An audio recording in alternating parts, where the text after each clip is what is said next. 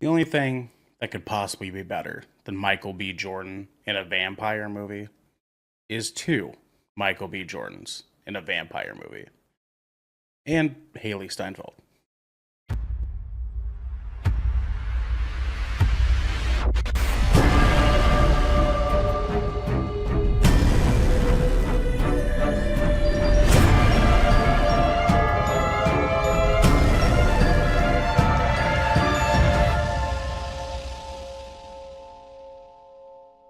What is up, everybody, and welcome to another episode of 20,000 Films Under the Sea. I am your director tonight, Ernell Pearson, alongside my executive producer, the man himself, DJ Simfix. What it do, baby? Oh, what it do, dog? How you doing? How you doing today? How's your Friday, brother? Friday's been pretty chill, man. I don't know, it's pretty chill Friday. Didn't do too much anything.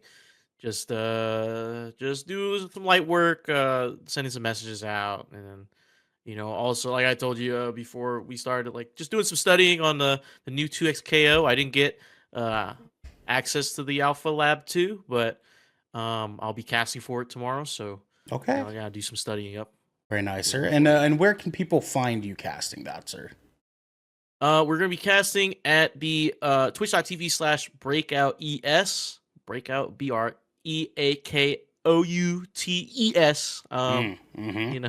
That's right. And you can check out some of our other stuff at breakoutes.com. We pretty pride ourselves on our website, so you can check out all of our stuff, everything. Yes, sir. That's the stuff, man. That's good stuff, dude. I am dude. I don't even really want to wait too much longer because I'm really excited to talk about this movie. Dude, me too. This is gonna be a fun night. It's gonna be a fun night for all of you guys. It's gonna be something, man. It's gonna be something because this is 20,000 Films Under the Sea. Your choice for all the nerdy pop media news, reviews, and discussions that you want each and every motherfucking week. You know what I'm saying? If you want to keep the lights on and cameras rolling, you can head on over to patreon.com/goodkrakenpods. That is GOODKRAKENPODS. Where you can submit questions and topics to the shows, get exclusive content, and have early access to episodes like this one before they go live on podcasts and video services wherever you like to watch or listen.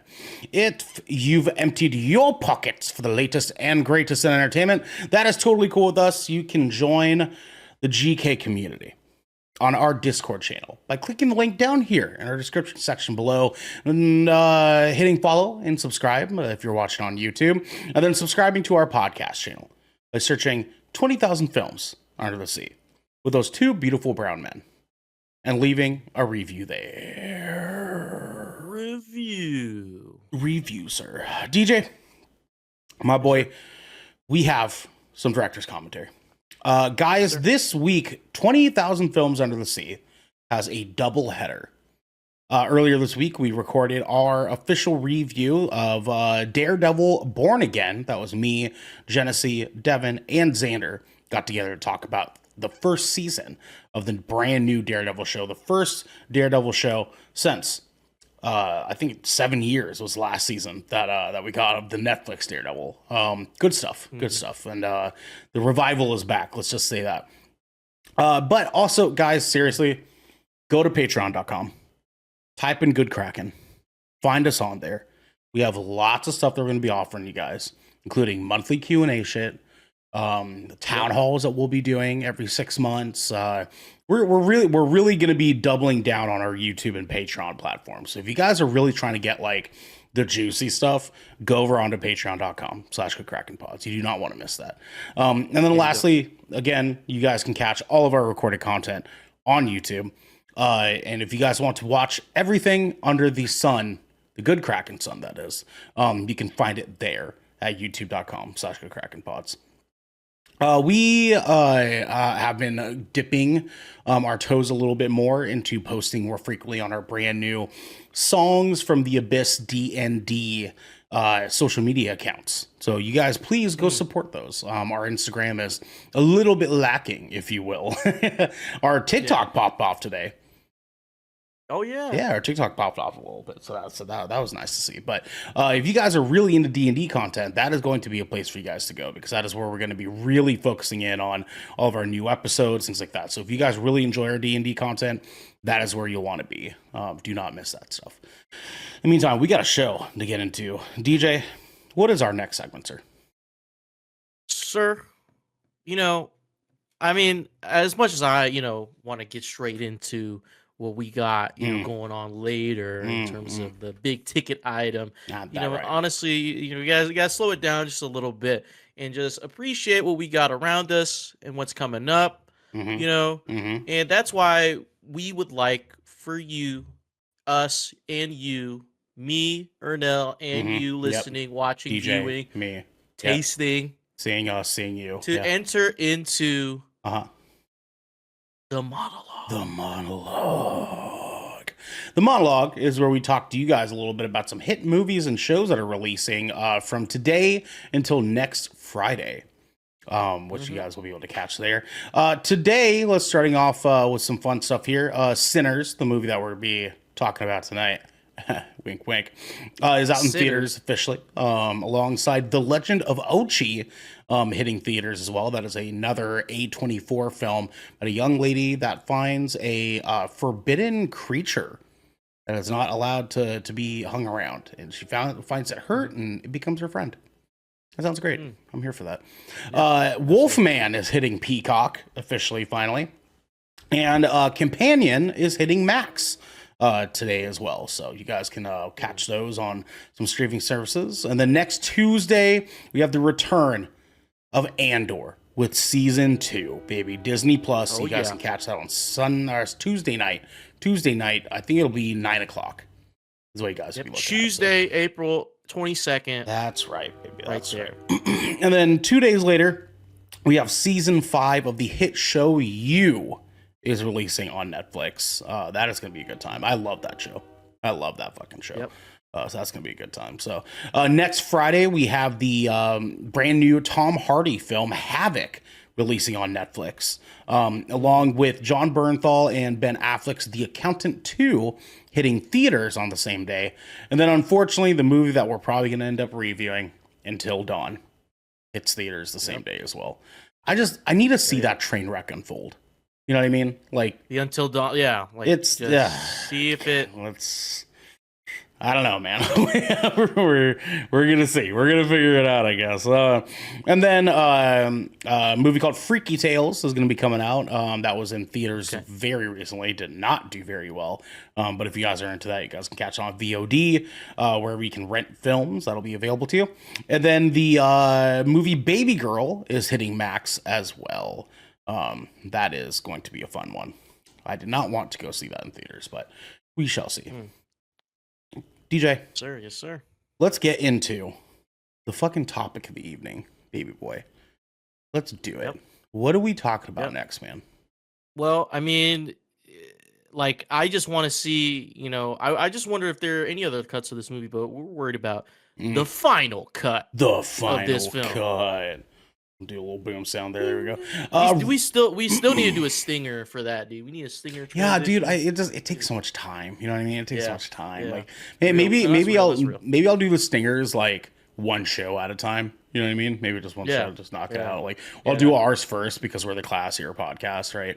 Yeah, we're the more civilized, more sophisticated. Yeah, right. Bow ties versus our podcast ties, has manners. Right? Yeah, that's what I'm saying. Like, I don't know if you heard it, but these fucking fools over there at Good Kraken's Death Ratio straight talking shit about us last Tuesday.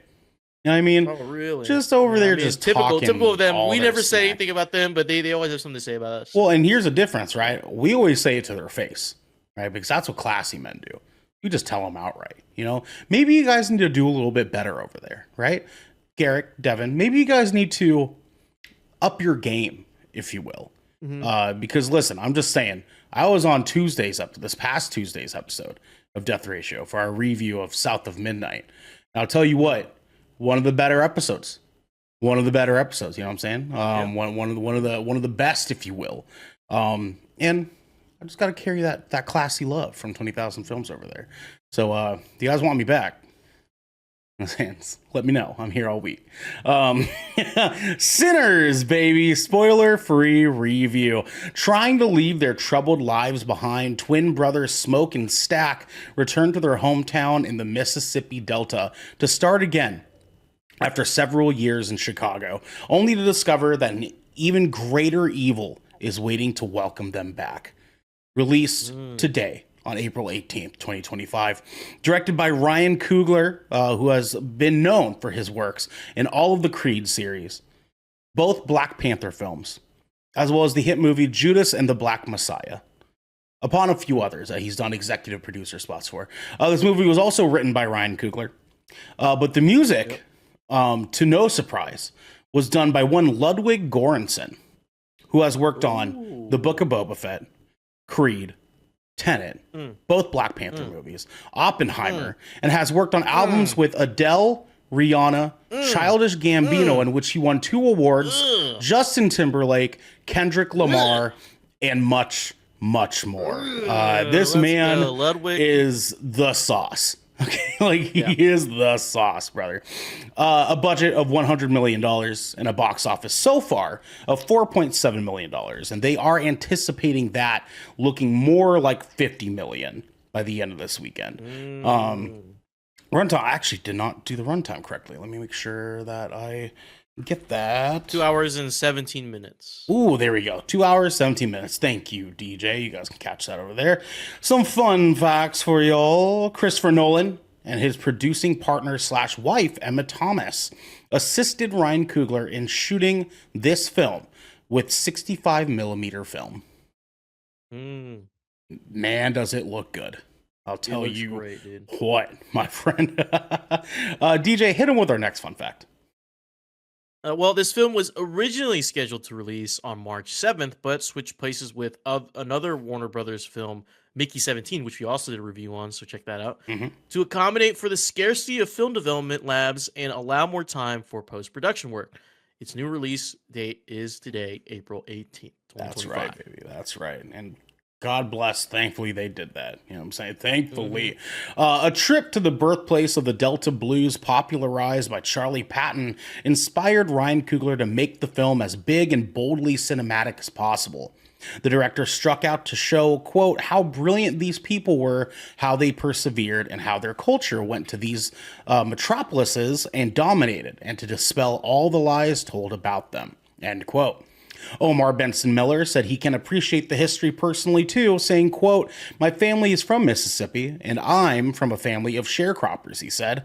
I was happy to bring that to the screen in this way because these are hardworking people and people who set the foundation for me to be able to have a cush job making my living telling their stories, end quote.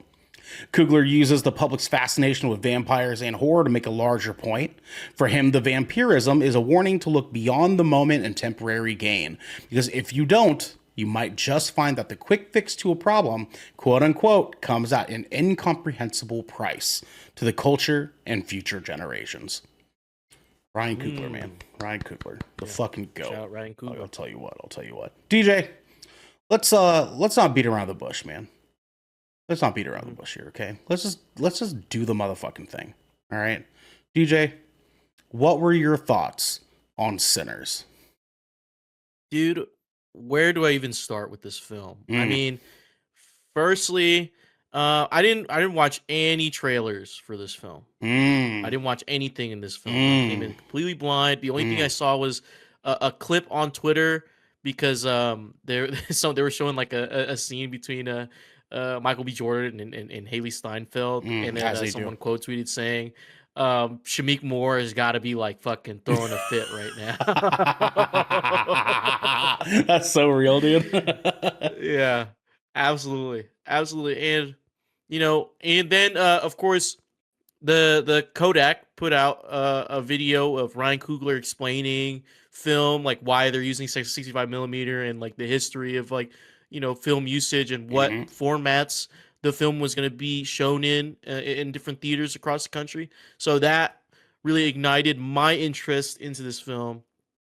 And I think it's I mean, we get to see it on the big IMAX screen on 70 millimeter, baby. Theaters, so. That's right. Yeah, so So it was just a great experience.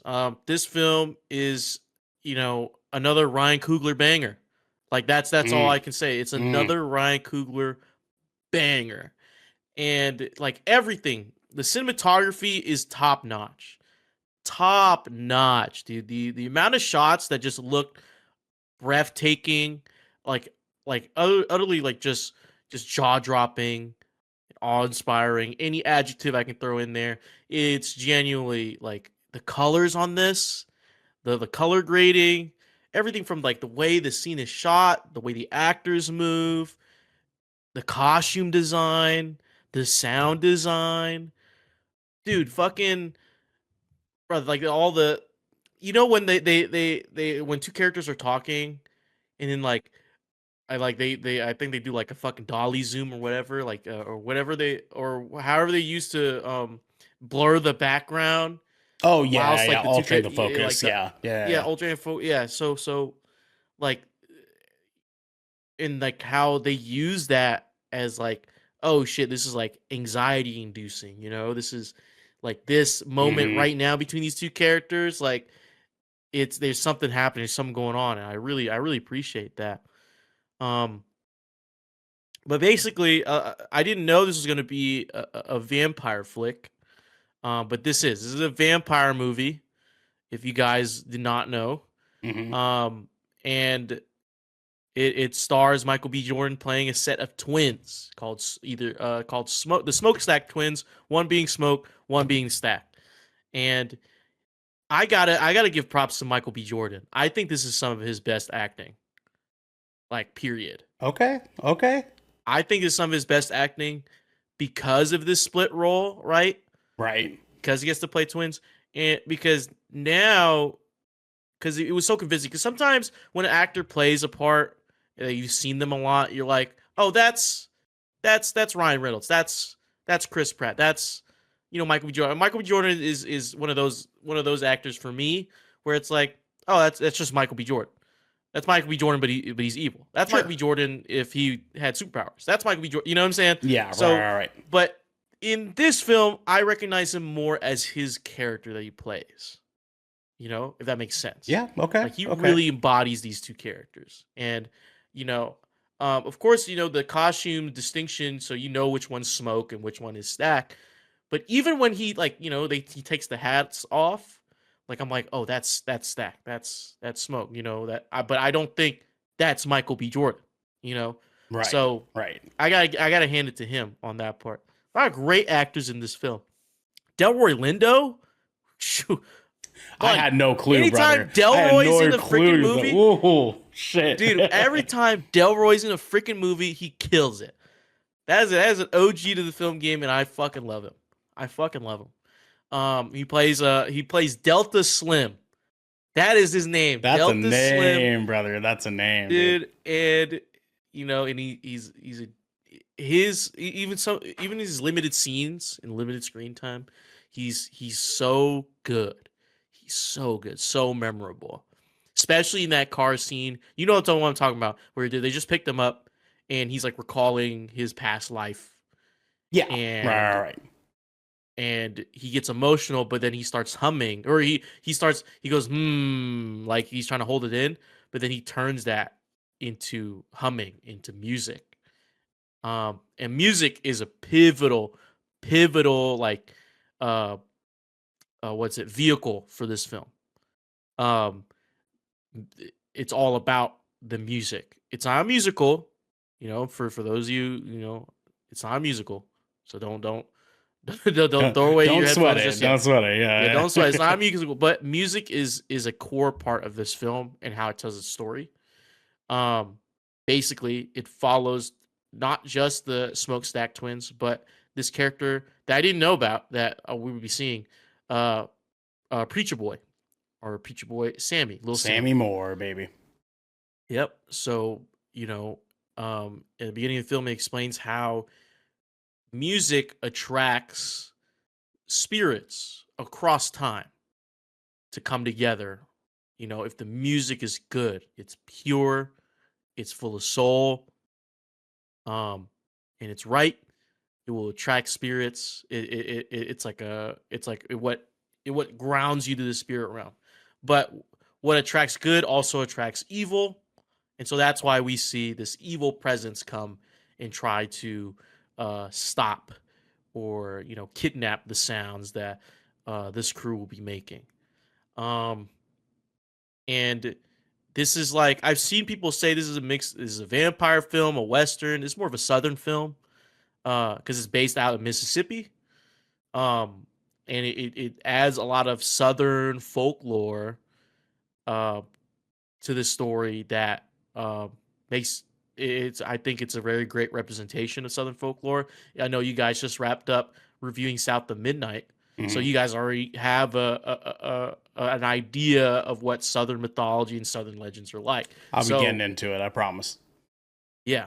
So this is representative of that. And I say this still counts as a horror movie. There's a little bit of jump scares. But it's a lot more of a thriller than anything. The jump scares did get me, especially at the beginning of the film. I just wasn't expecting it. Sure. And yeah, there were a couple. There were a couple that kind of like you're like, oh fuck, but yep. Man, this movie's so good. I have there's not like anything bad I could say about it. Like I was watching it, I was glued, my eyes were glued to the screen. And it's so engaging. Like even the first part of the movie kind of starts off slow, but it's establishing itself, but it doesn't feel slow. You just know, like the way it just they set it up. You're like, okay, so like when's it happening? When's it happening? When's the other foot gonna drop? You know what I mean? Like, right. When is this about to pop off? Because they give you a hint at the beginning of the film that shit's already popped off, right? But they're now telling the story like how did we get to that point? And it's so interesting, the dynamics, it's the cinematography is just top notch, bro. Like Ryan Coogler knows his shit. Like, remember, there's a scene where Smoke visits his old lover.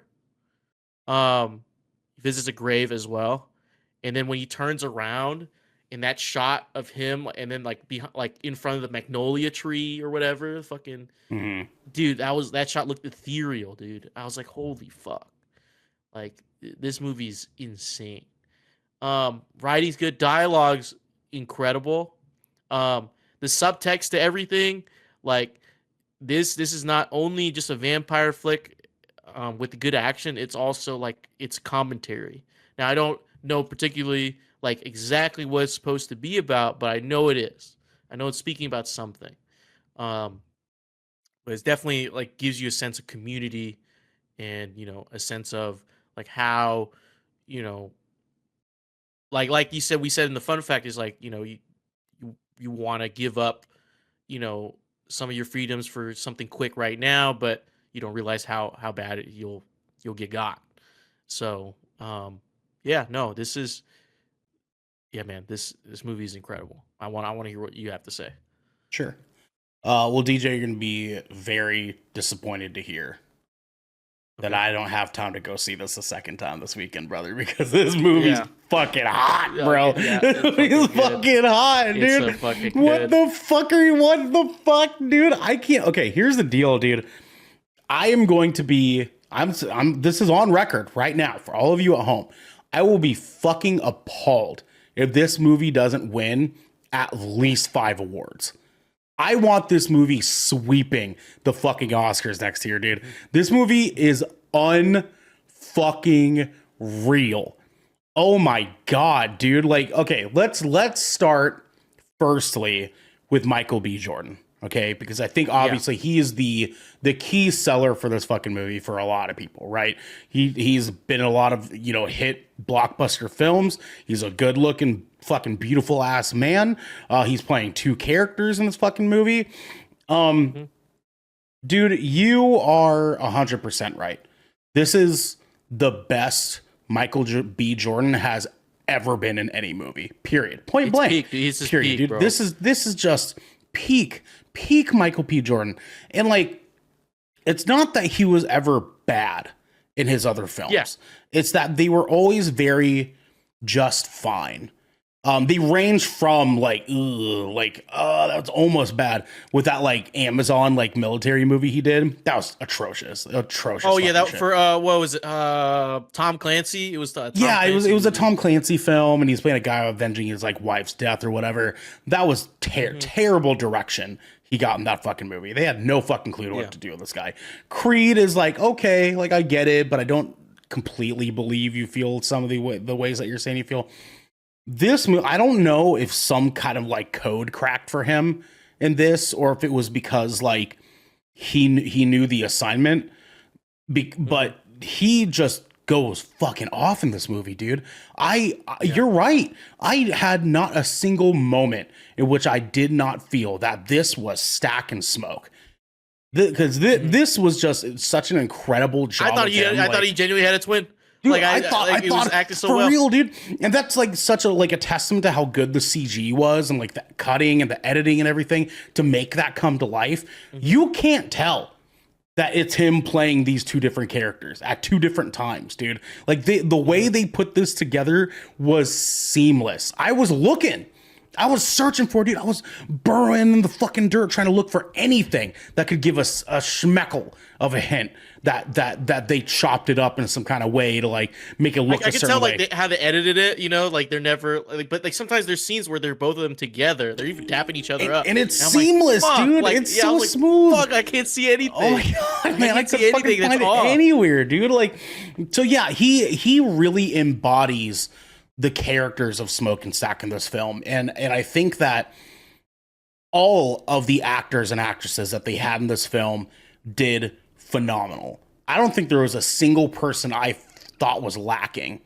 in this movie. And I again, I don't know if it's because like this movie is weirdly this like Southern Gothic period piece that like so happens to have vampire shit in it. Right? If they didn't have vampire shit in this movie, it would still be good. Like everything that had to do with like just them and the juke joint and like what they were trying to like get going and like the story about Smoke and Stack and Sammy and like the family dynamics, the community dynamics, they could have just made a movie about that shit and I would have been here for it because all of that was so good. The slow burn buildup of like everything happening, and like as you said, us just waiting for the other shoe to drop was outstanding writing work that they did in this. Because all the dialogue felt purposeful, all the characters felt purposeful, every moment of like recruiting another person felt purposeful. And then it started like having this like crazy like Fast and Furious like moment, right? Where they're like, oh, we're getting the gang together, right? And it's like all these people that they used to have in their past lives and like how that all connects. And so like, and then we have super deep heartfelt moments that are like incredible in this fucking movie too. Everything that had to do with Smoke and his prior life with his love and the tragedy they experienced prior to Smoke and Stack leaving for Chicago. Dude, I had so many actors in this movie that I did not know were in this movie, including Delroy Lindo. I had no fucking clue he was in this movie. Omar Benson Miller, Cornbread. Omar Benson Miller, dude, another fucking legend in black movies, dude. Like, but then when Wunmi Mosaku comes on screen, I was like, oh fuck, dude, she's in this, and she kills it from front to fucking back, dude. Like, I couldn't fucking believe this, man. I remember having a moment where I was thinking, like, okay, everyone is good so far. Like, who's going to be the person that weighs this down, right? Like, who's it going to be, right? Is it going to be Haley? Is it going to be Haley Steinfeld? Is she going to come in here and just, like, botch this entire fucking movie? No, she fucking killed it. Okay, well, what about this Miles Catan kid? Is he going to fuck up? Nope. Miles can. He's not even an actor. He's not even an actor, dude, and he fucking did amazing, dude. He's an R&B singer, and he didn't know how to play that style of guitar before this movie. And he fucking learned. I'll tell you what. He fucking kills it. Oh my god, kills with dude. the Delta Blues, man. And then sorry. I was gonna say Yao. The guy Oh, for Bo Chow who plays Bo Chow, the Asian dude.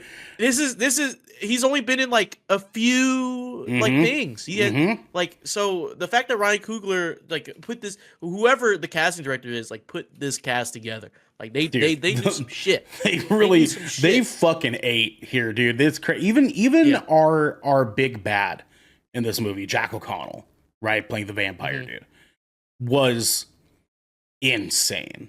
Like I don't think I even know off the top of my head a movie he's been in or a movie I've seen him in. But this dude was so menacing in ways that like a bad actor would fuck up so easily, and he is horrifying. He's terrifying in this movie, dude. And he does such a good job of just like playing that vampire role. And like vampires are like so easy to fuck up in movies, DJ. Like so, because it can get real cheesy really quick, right? Like if like all the actor has to do is start doing like this like thing that or like fucking do the cloak over the, you know, right, like do some like, weird cringy shit, and it would just break your immersion. Immediately fucked like, up. Immediately dude, fucked up, dude. He's so menacing and intimidating, and then also his final form. Oh, dude, with the fucking claws, with the fucking nail salon nails, dude. It was fucking crazy. The bro. hair and makeup did their fucking thing. Oh my with that, god, dude. he went in on this, dude. Killed that. I think that like some of the bigger props that I really need to give this movie is one, the way that this acts as such a good period piece, generally speaking. They made sure, god damn, this really goes to show Ryan Coogler's fucking chops, dude. They made sure that everything that had to do with it being a period piece made sense, right? So one of the cool, like subtler details I noticed is they're in the Mississippi Delta. Okay, as we know, lots of terrible fucking shit was happening to a lot of fucking people down there. 1932, Mississippi Delta, right? And if you think about what was going on in the South during that time, black folks were working in cotton fields. Asians were working on railroads and opening up shops and stuff like that to try to make a living. And Irish folks were coming in as indentured servitudes, right? And we have all three of those in this movie. And Native Americans too. We had Native Americans, exactly. And so they did such a Ryan fucking Coogler, dude, did such a good job of just like understanding the assignment in this and deliver and knowing what he wanted to do and just fucking nailing it to the board, man. Secondly, DJ, the sound design. And when I say sound design, I also simultaneously mean music as well. Because, as you mentioned earlier, music is such an important part of this movie because music was such an important part of the South, right? Obviously, again, Ryan fucking understood the assignment, right? But the way they designed music to be played in this movie is so silky fucking smooth. Dude, they so have good. moments where they're playing a song in the background and someone picks up a guitar and just perfectly in time starts playing the same song in the background. And Miles just throwing pipes every time he was playing something. Delroy Lindo throwing it the fuck down the harmonica. Like there were the keys too. And the keys, dude. There was genuinely so much good music in this movie. I was like, I'm fucking Southern too. Let's go. I'm visiting DJ. We're gonna have some whiskey on his porch. It's gonna be great, brother. It's gonna be awesome, dude. Absolutely.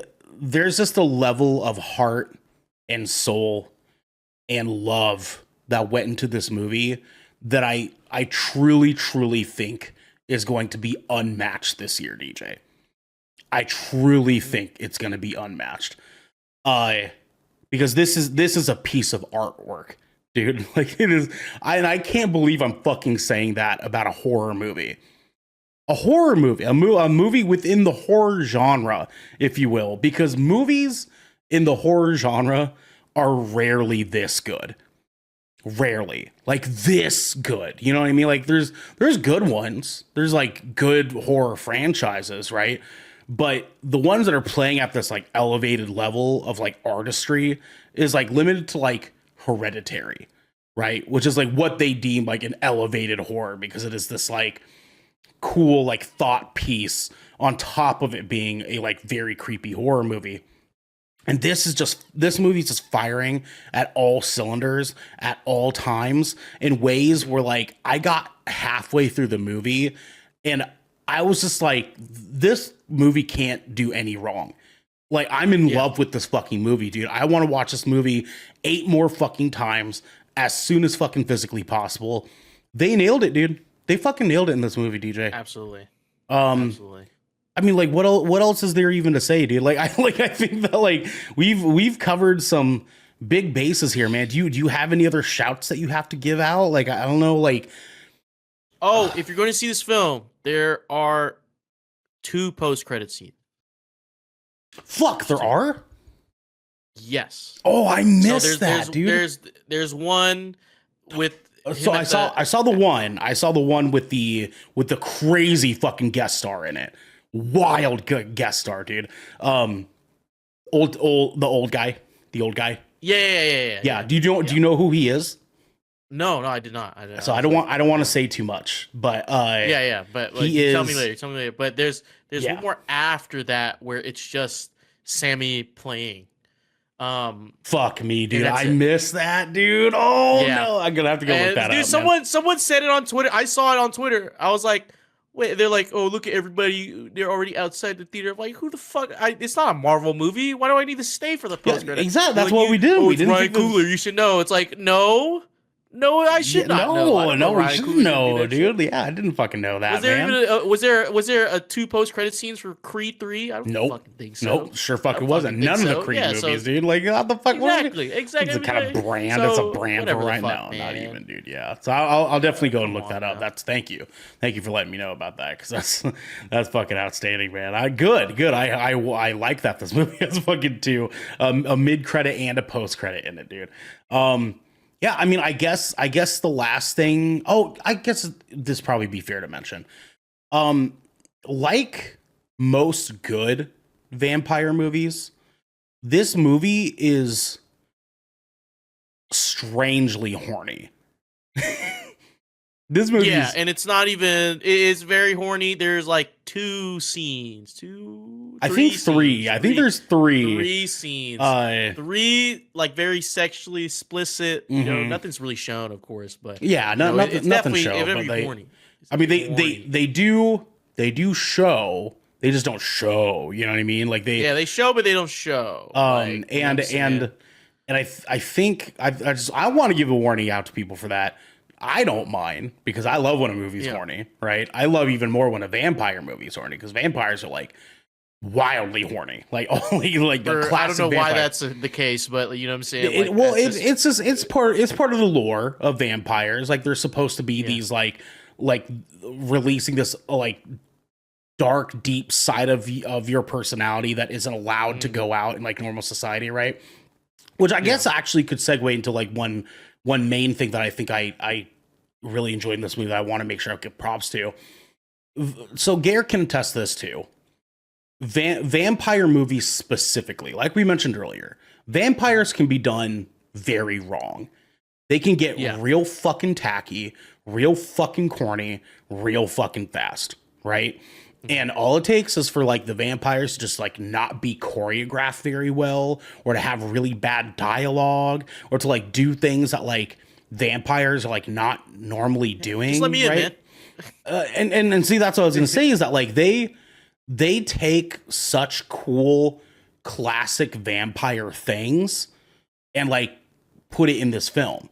And not in like an egregious, tacky, corny way. They do it in ways that is like super subtle that like they even have to have like a character really pointed out in this movie to say like, what do you mean you need permission to enter grandiose here? Explanation. Yeah, it's not like a grandiose explanation because like some vampire movies they just drag on. It's like this is why they hate silver or they, right. But it's just like it's there for you, and like if you know, you know, and if you don't know, you're fucked. And it's genius too because like and they used it in ways that actually brought tension, right? Because like the moment Big Bad goes to that first house, and he's like, "Please, you just got to let me in." You just got to let me in, right? Just let me on in. And I was like, oh, are they doing it? Right? I was like, are they going to do the vampire rule of like, you need to I didn't even get that at first, dude. I now that I understand, like once I seen the rest of the film, I was like, oh shit. Yeah, dude. Well, and then when they did it again later on at like when they show up at the juke joint, right? Which is like not a spoiler, that's in the trailers. They do it again and they do it in like a way that's like them trying to like sneakily convince them like just let us on in, you know what I'm saying? And I was just like, oh, they are doing it. Walk your big ass in whenever you want it. Dude, the vampire stuff was super creative in this, and I think that for all my fellow vampire fans out there, vampires, I honestly do not think vampires have been done this well since 30 Days of Night. Which I don't know if you remember that movie, but that is, think so. Let alone if you ever watched it. But that is a vampire movie about like a big group of vampires that travel to Alaska, and because Alaska gets 1 month of night every year, they have a whole month where they just go slaughter everybody in Alaska, as many people as they can. And there's like it's just like a movie. It's got Josh Hart in it and shit in it, but it's a classic. People that like vampire movies really like that movie because those vampires are genuinely fucking horrifying. They've got like super long claws and like their teeth are all jagged and fucked up and their like eyes are big and black and beady. It's like fucking crazy, dude. And that's kind of how they handle the vampires in this movie. They're not just like, ooh, fuck me, right? And they like go like bite your neck, right? Like they do that. They do that.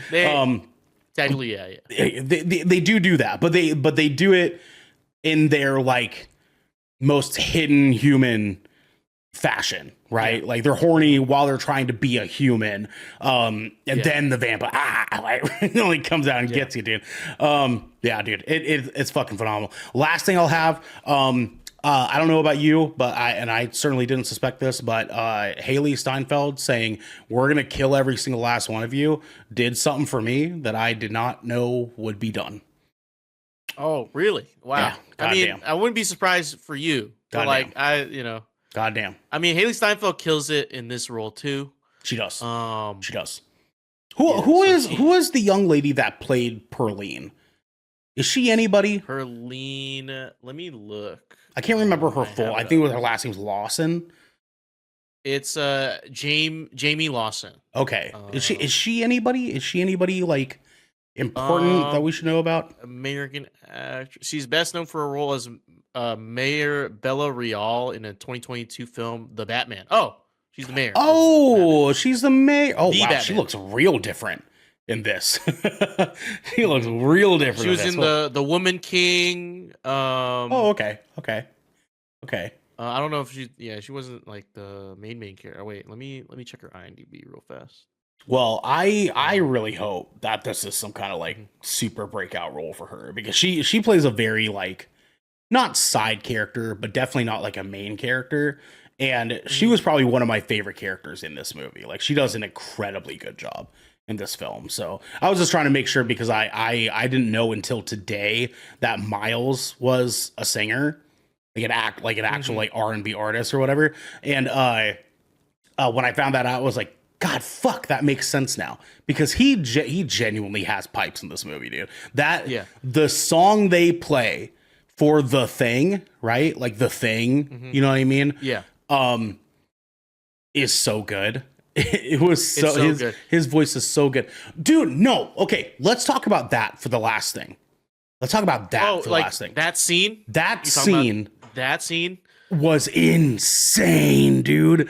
Bro, I was like, this is a music video. This is the What greatest the music video of all fuck, time, dude. Dude, the Like- amount of shit that the amount of people that were coming in and coming out, and the That was camera a was crazy sloping. shot to begin with. What dude. the fuck, Like, dude? I don't know what they did. I don't know if it was a drone. I don't know if it was like, dude, like that scene was incredible. And guys, if you guys go see this, you guys will know what scene we're talking about when it comes up. You will. Because Dude, it's genuinely like, holy fuck. My jaw dropped, dude. I was just at the edge of my seat, fucking just mouth agape, not know. Dude, it's like seeing the sun for the first fucking time was that scene, dude. It was like rebirth, bro. Like, I don't even know what the fuck they were doing for that scene, but Ryan Coogler fucking just.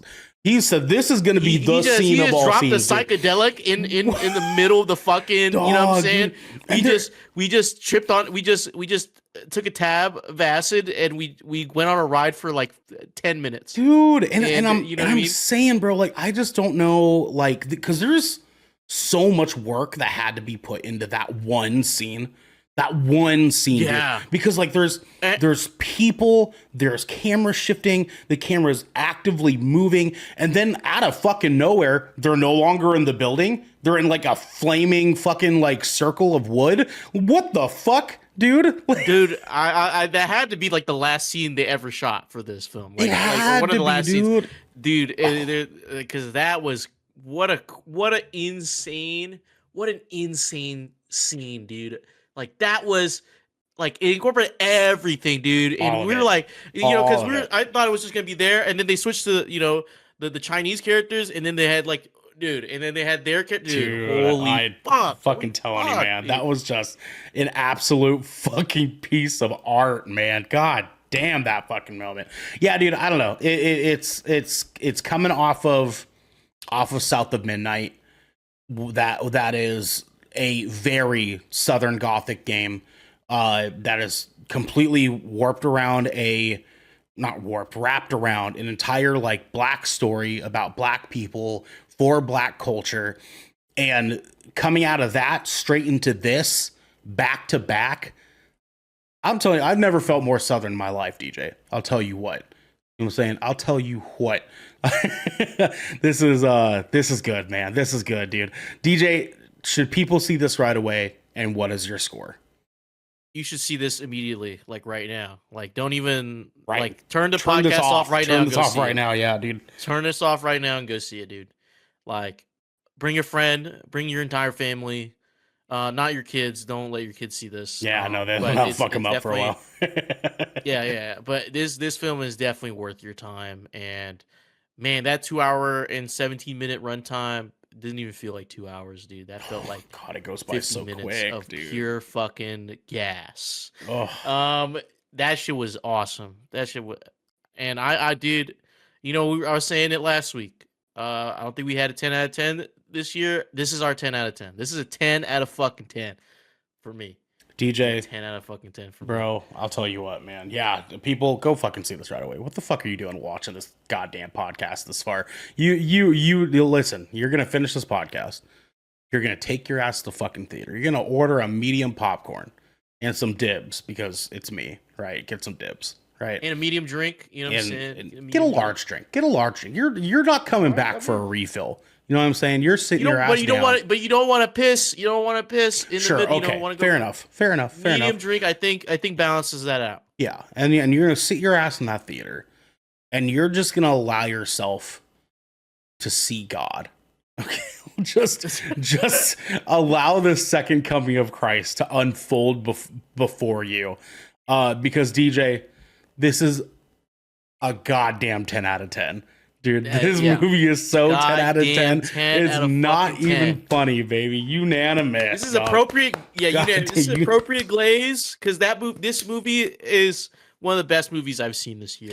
Is the best movie I've seen this year. God damn. The best. I really have not felt like I've been sucking a movie's dick this bad in a long time, brother. It feels good. And it feels wrong to do it. Like, it low-key feels wrong to just be just ultra glazed this film.